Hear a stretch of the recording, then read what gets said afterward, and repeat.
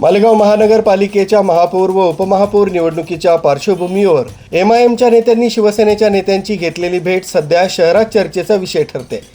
एमआयएमचे आमदार मुफ्ती इस्माईल व गटनेते अब्दुल मलिक युनुस इसा यांनी शिवसेनेचे मंत्री दादा भुसे यांची भेट घेतल्यानं राजकीय वर्तुळात चर्चांना उधाण आलंय। 2 दिवसांनंतर असलेल्या महापौर व उपमहापौर निवडणुकीच्या पार्श्वभूमीवर एमआयएम आणि शिवसेना नेत्यांमध्ये झालेल्या या बैठकीकडे सर्वांचं लक्ष लागलंय। या भेटीत नेमकी कोणती चर्चा झाली याबाबत अधिकृत माहिती समोर आली नाहीये। दरम्यान या भेटीनंतर एमआयएमचे आमदार मुफ्ती इस्माईल यांनी माध्यमांशी बोलणं टाळलंय, तर गटनेते अब्दुल मलिक युनुस इसा यांनी उडवाउडवीची उत्तरं देत स्पष्ट भूमिका मांडणं टाळलंय।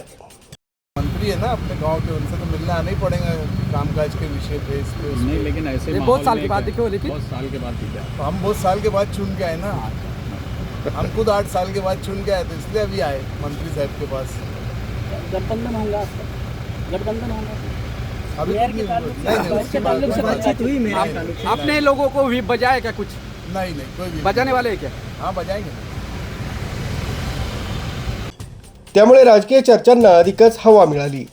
मालेगाव महानगरपालिकेत सध्या एमआयएमचे 21, इस्लाम पार्टीचे 35, शिवसेनेचे 18, भाजपचे 2 आणि केंद्रीय काँग्रेसचे 3 नगरसेवक निवडून आले। या बलाबलाच्या पार्श्वभूमीवर एमआयएमनं शिवसेनेच्या महापौर पदासाठी पाठिंबा देण्याची हमी तर दिली नाही ना, अशा चर्चा राजकीय वर्तुळात रंगू लागल्या। महापौर व उपमहापौर निवडणुकीच्या तोंडावर झालेल्या या भेटीमुळे येत्या 2 दिवसात राजकीय समीकरणांमध्ये नेमका कोणता बदल होणार याकडेच आता सर्वांचं लक्ष लागलंय। News bureau, Kasmade update, Malegaon.